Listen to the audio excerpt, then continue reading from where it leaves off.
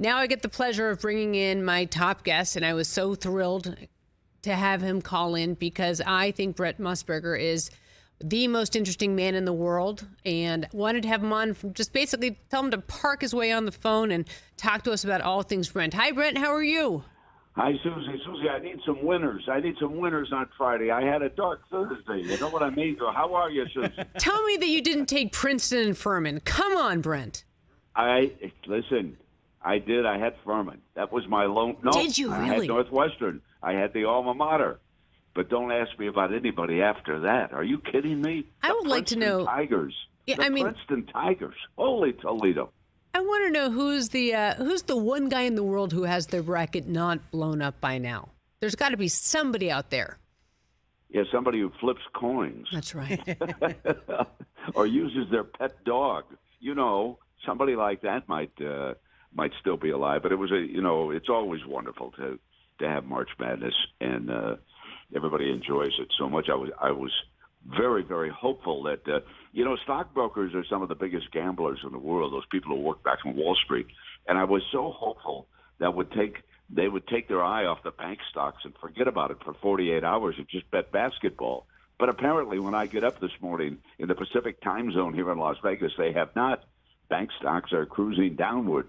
Suzy, we need some good news. You know what I mean? Brent, we need a lot of good news, and you're in the right city for that. But I have to say, I just couldn't believe when I was digging into you again. Brent, what aren't you responsible for in terms of catchphrases in sports? When I was doing my deep dive just to reconfigure everything I knew about you before, I had no idea that March Madness came from you, that the idea of March Madness came out of your mouth in 1982. Can you tell us that story, please?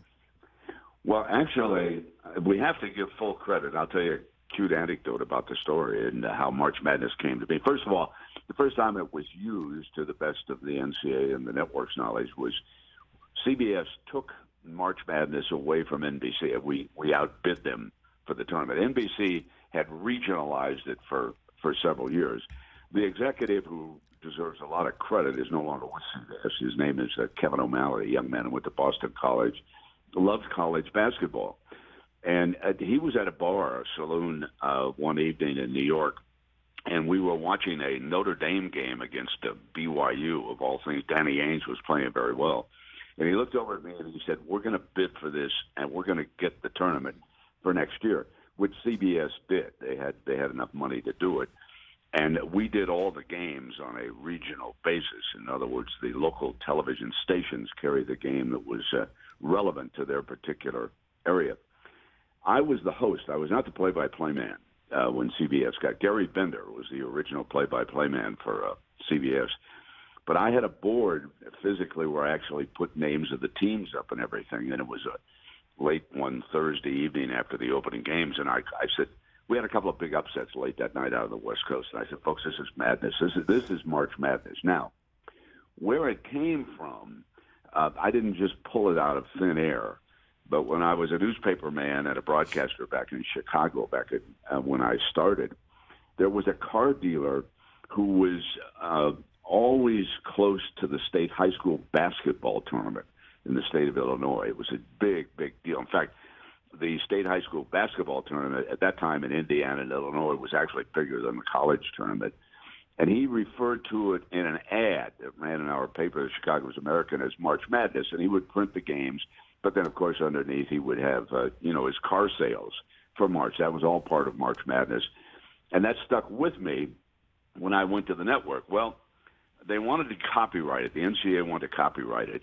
And the state of Illinois alerted them that they had used March Madness before they had. So obviously the attorneys came to me and asked me, and I said, listen, that definitely was started by the state of Illinois and their downstate high school basketball tournament. It had nothing to do with college. I said, and if I'm called to testify in any kind of court proceeding, I will tell you, and I will tell the judge, and I will tell whoever else is there, that this belongs to the state of Illinois, not the NCAA. Well, a settlement was made.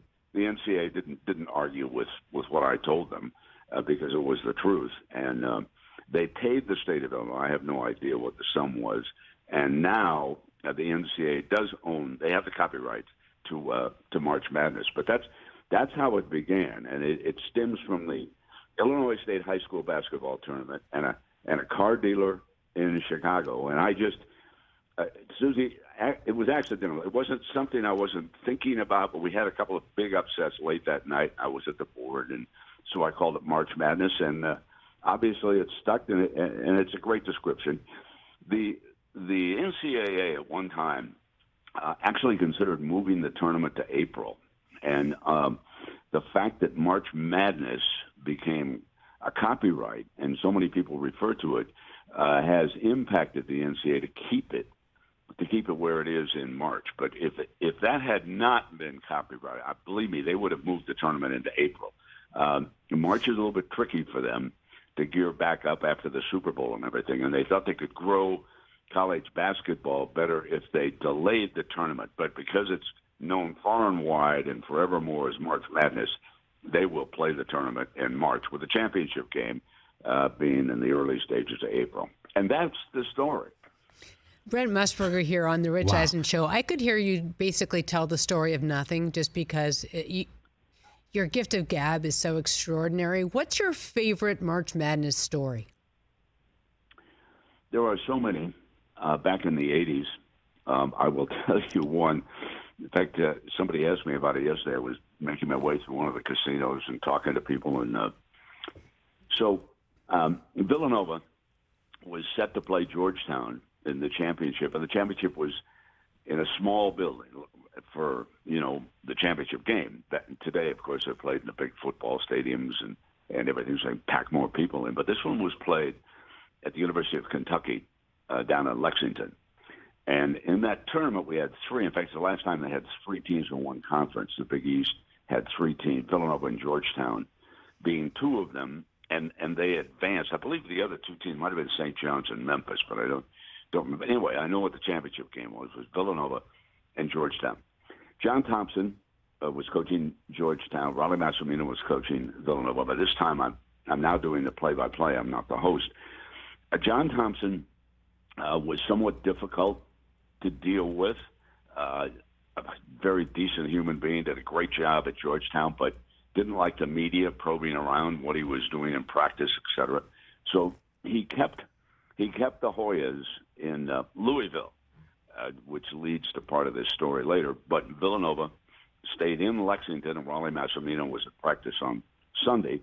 And I went over to watch Villanova practice because I was not going to be allowed to watch the Hoyas practice up in Louisville. So I sat through the Villanova practice.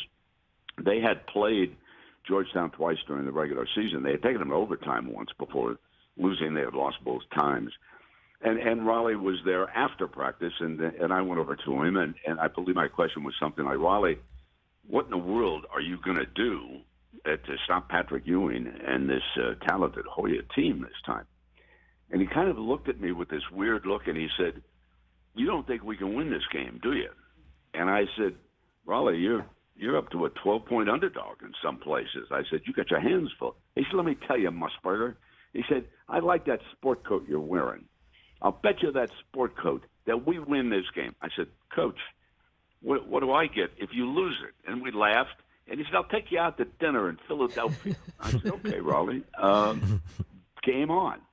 Well, the rest is history. Monday night, one of the great upsets in the history of the championship. And I don't think it would have occurred today simply because Raleigh was able to slow the pace down. They didn't have a shot clock, and they upset Georgetown. Now, to go back to the Louisville part of the story, I have always thought, because the Hoyas ran into very difficult traffic traveling from Louisville to Lexington that night in their bus, I have always thought that they were impacted by having to sit in that bus. I think it was upwards of an extra hour in the travel. Traffic was that heavy coming into Lexington that night to party or watch the game or whatever. And I think that those two things help. Well, anyway, my sport coat had been purchased from a clothier in Westport, Connecticut. Mr. Bill Mitchell was Mitchell's. And so I went up and I said, Bill, this sport coat that you sold me that I liked so very much, I lost to Raleigh Massimino. Can we make one that would fit him so I can keep mine? And we laughed. And, of course, he did. And I went over to Philadelphia, and I presented Raleigh Massimino in a private party with a couple of libations, if you know what I mean. I presented him with his sport coat, and that's probably the only time I ever bet a coach on the outcome of a game and lost. But it was memorable because it still goes down as one of the great upsets in the history of the NCAA tournament. We're not afraid of a libation here, Brent. We're not afraid of that. The other one. Go ahead. We're not afraid of a libation here. We drink every Friday. I bring mimosas, Brent. I'm just saying. Well, you go on to the rest of the story. Yeah, well, just and I didn't mean to interrupt you, but the other one is because you see the video all the time. When North Carolina State pulls off its upset of Houston, Albuquerque of all places, in the small building, everybody sees that picture for about 4 seconds of Jim Valvano prancing around the middle of the floor, looking a little bit lost, nobody around him. Well, what happens next in that video is and again, I go back to, I was the host that night. Gary was the play-by-play guy. And all of a sudden, Jim Valvano is in our set sitting in a chair. He didn't know where to go. And so the network quickly came to me to interview Coach, and Valvano was also a great friend, and we later worked together, and I missed him dearly. He was an outstanding analyst, and Jimmy Valvano taught me something that to this day I use. I said, Coach, when you're traveling and your plane is late, you're sitting there in an airport. Well, how do you pass time? Because you don't like to drink that much. What do you do? He said, Brent, I'll sit next to a complete stranger, and how I open the conversation is, what's your story? And I said, what do you mean? He said, listen, everybody's got a story. And you get them talking, and he said, you take the conversation from there. And I've used it. I've used it a couple times when I've been delayed in airports, and Coach Valvano was right on the money. What's your story? And, man, it's amazing. It's amazing the backgrounds you learn about different people. Now, of course, in the era of the cell phone, you can't get people to take their eyes off their cell phone around, if you know what I mean. So, well, God forbid you have a conversation. You're too busy tweeting or YouTubing, yes, or texting. If everybody that you've interviewed, who's been the most fascinating? Oh, beyond a shadow of a doubt. Number one, number two, number three, Muhammad Ali. Muhammad Ali actually helped me get my job in broadcasting. I was a part-time radio guy, and I had known Muhammad from being newspaperman in Chicago, and I had covered his rise. And when he became a Muslim, I actually covered that story. And I would go down to his house down on the south side of Chicago, very modest home, and we would go in, and he would delight in seeing somebody with a tape recorder. And Suzy, actually, I'd ask Muhammad maybe one question, and he'd take it for 15 minutes from there. And then I'd go back and I'd play the tape up on the CBS radio station, and that's how I got my first job when they made me the offer. And I'll never forget. I went back over to Chicago as American. I had this offer, and I had a mortgage. I married with Arlene, first child, and I said, I've been offered this contract by this radio station full time. I'm going to take it. And Luke Carroll, the managing editor at the time, said, "You're going to leave a newspaper column to go to radio to talk about? Are you crazy?" And I said, "Yeah, I guess I am." But I was hopeful that he'd make a counter offer and I could stay at the newspaper, but he didn't. And so I left the typewriter behind. We didn't have word processors in the day. And I went to work at WBBM, and within a year I was also downstairs doing the strip on television, and that's how it all started. But I really believe the key figure, to go back to your question, Muhammad Ali was a wonderful character to be around, and he was a great showman, and he loved being interviewed. Later we interviewed him, of course, many a times on television, being in Chicago and everything, and he was some character, and I loved Muhammad. We are all the better, Brent Musburger, that offer was not matched, I have to say. I'd love to know, when people see you in a casino and when they stop you, what do they want you to say? You're looking live. Like, what do they say to you? It's funny because yesterday I had something happen to me that never.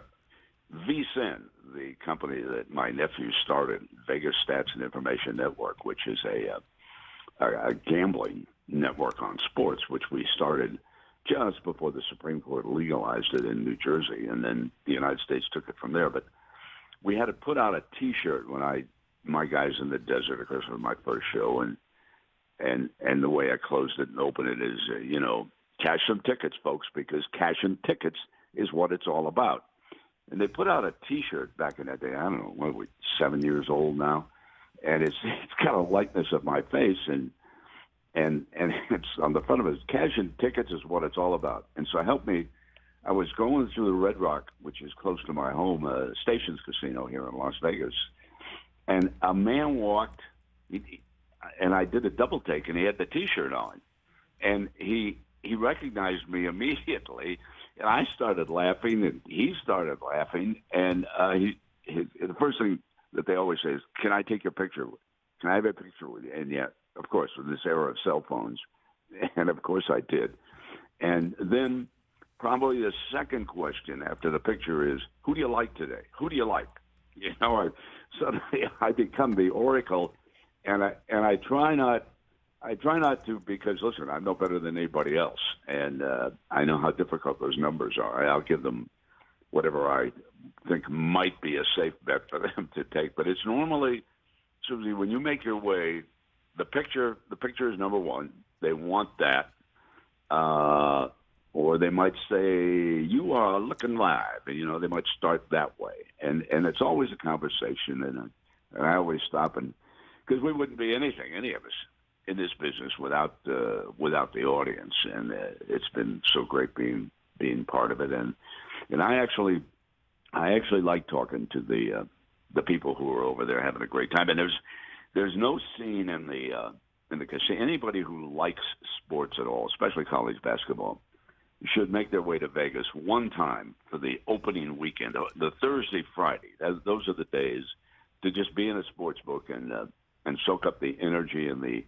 entertainment. I have one bookmaker here, Chris Andrews, down at the South Point, and he put up a couple years ago, first team to score 15 points. Okay, doesn't have anything to do with the final score in the game, but score 15 points, and he puts the prices out on every game.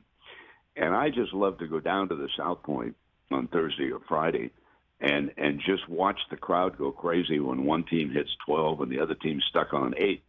And it's interesting because sometimes that team stuck on 8 will make it to 15 first, and it's a little bit like the coin flip at the Super Bowl. You've got this great energy in the sports book, and the reason why the bookies like March Madness better than the Super Bowl because people just hand over their cash. I mean, there's so many games, so much action. They've got the advantage with the numbers, and I think last year Chris told me on the first of 15, I think the South Point on one day lost, I think it was $38,000. But he laughed and he said, "But we got it all back before they hit the exits." And so it's just a great time. It's a great party over here in Las Vegas, and it's fun to watch. I always tell everybody, especially youngsters, I say, listen, be careful. If you think you're going to make a living betting sports, think again. And if you think you're going to beat the numbers that those guys put out, think again. But if you want to have some recreation and enjoyment, sure, we've got the $1,000 bettors, we've got the $100,000. We've got Mattress Mac down in Houston. Of course, we've got those, but those are the exceptions. Most of the people who bet sports are the $20 up to the $100 bettors, and that's what fuels the industry. What's your take on this current drama that has the NFL gripped with Aaron Rodgers and the Packers and the Jets? How will this shake out, do you believe? Well, it's going to shake out with Aaron Rodgers quarterbacking the New York Jets. I don't think there's any doubt about that. But it does bring together, Suzy, what I think is oil and water. Is going to be delightful for us as the fans, and that's Aaron Rodgers versus the New York press. They've already started. Every day, I have to look at the covers on the New York Post, and they've already started. Yesterday, Aaron Rodgers in a jet and under a Top Gun, and we'll go from there. Most divas in the NFL have been wide receivers or defensive backs. Those are the two positions where you get your most divas. Aaron Rodgers as a quarterback is an exception. There's no doubt he's a diva. But like most divas, the public is very fascinated in what you do, what you say, and they will follow Aaron Rodgers. But I happen to believe, and I know some other people don't believe this, but I think the Jets hold the cards because the Packers don't want Aaron Rodgers anymore. They want to move on from him. So therefore, I don't think the Jets are going to have to give up as much as the Rams did for Matthew Stafford. Okay, basically they gave up, let's start at the top with 2 number ones plus a starting quarterback. Let's not forget that Jared Goff has done a decent job with the Detroit Lions since going over there. So in my opinion, and the situation that exists, how long will Rodgers stay? He's older than Matthew Stafford moving over there. Now, will he give the Jets just 1 year, or will he give them 2 or 3 years as their quarterback? And the Jets and the Packers could reach an agreement along those lines. Another number 1 draft choice, let's say that he achieves certain numerical standards as a quarterback and agrees to come back for his second year. Maybe that means the second number 1 goes in the direction of the Packers. I'm not close to either of the front offices. I think it's a terrific offseason story. It keeps the NFL in the headlines, and no group in the history of this country has ever done better from a public relations standpoint than the National Football League. And this gives everybody something to talk about. Every show that I've been on about March Madness, eventually I get asked about Aaron Rodgers. And even here in Las Vegas, I get asked a lot more about Aaron Rodgers than I do Jimmy Garoppolo, who's going to be the new Raider quarterback, Suzy. So it's going to be a fascinating story. But my prediction is that Aaron Rodgers will be the quarterback of the New York Jets next season. The great Brent Musburger here on the Rich Eisen Show. Brent, before you go, I will ask you who is going to win it all this tournament, and then I'll let you go. Roll damn Tide. Oh. It's the Tide, isn't it? I think they're the best team in the country. Full disclosure, one of the few coaches I don't know. I don't think I've ever been around Oates, and I think he's done a terrific job because he's handled an ugly situation off the field well, and he's kept that team performing. And a lot of times, Suzy, when you get major distraction like Alabama's basketball team has had, it impacts your performance on the floor. But so far, that has not proven to be the case. Now, I think everybody should keep an eye on Houston because the Final Four is there. I would select Kansas to also go to the Final Four, but I'm pulling from my buddy Bill Self. That was major heart surgery that he underwent. He's going to miss the Big 12 tournament because of an illness. That was no illness. That was major heart surgery. And I hope Coach is feeling better. I hope he's able to get back. But I will tell you, having been around the Kansas program, they depend heavily on Bill Self as a game leader. And so I put UConn in out of that division. And I went back with my buddies from Purdue. Full disclosure, my stockbroker in Chicago is from Purdue. The Boilermakers usually fail this time of year. I'm fully aware of that. But I got the Boilermakers going in and playing Alabama in one semifinal. But you asked me the question, and I'll say it again. Roll damn Tide. Brent, you're like driving a Cadillac. Thank you so much for your time and your generosity. Right, say hello to Rich. I sure will. Okay. Take care, Suzy. Thanks a lot. Thank you, Brent, and thanks for holding on and staying on for a second one. Really appreciate your time. Catch the Rich Eisen Show every single day on the Roku channel, 12 to 3 Eastern, for free.